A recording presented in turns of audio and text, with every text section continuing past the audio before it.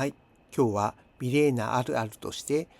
糸が見えなくなったミレーナの抜去法について説明したいと思います。挿入5年経って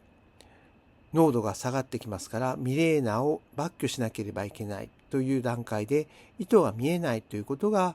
あるある起こり得ます。原因として脱出してしまった、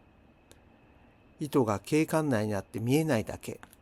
そして子宮筋腫が大きくなって奥に入ってしまったなどが考えられます。まず脱出してしまったといった場合は、検査として経腟超音波や腹部レントゲン、場合により CT を取るということになります。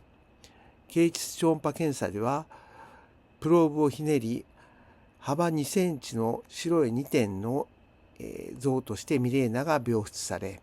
その向こう側はバックエコーが消失して見えます。子宮底からの距離が 3.9 ミリ以下は部分閃光で筋層に刺さっていることが考えられますので、少し注意をしながら抜くということになります。麻酔などをしてあげるのがいいかもしれません。続いて子宮筋腫が大きくなって奥に入ってしまったといった場合も、経腟超音波検査と腹部レントゲン、場合により CT ということになります。この絵はMRI はですね映らないんですね。 CT がいいんです。で、子宮の中にあるということを確認する、筋腫との位置関係などを確認するということになります。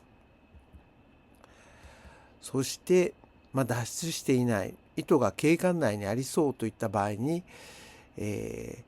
ここで改めてですね、経腟超音波検査で子宮が前屈か後屈かを見ておくということが意外に大切になります。これはですね、ペアンとか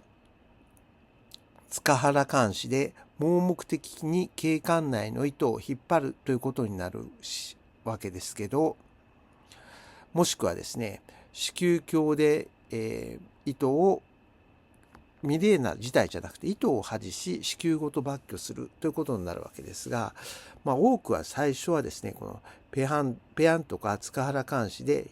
経管内の糸を探るという感じになると思うんですね。そこでですね、子宮が前屈の場合は糸は背側、子宮が後屈の場合は糸は腹側にあるという原則があります。これはテールにですね腰があって、前屈の場合はだいたい背側に来るんですね。後屈の場合は糸は腹側に来ます。ここが大切なんです。探るにもですね、あらかじめ見当をつけることが大切です。改めて言います。前屈の場合は糸は背側、後屈の場合は糸は腹側。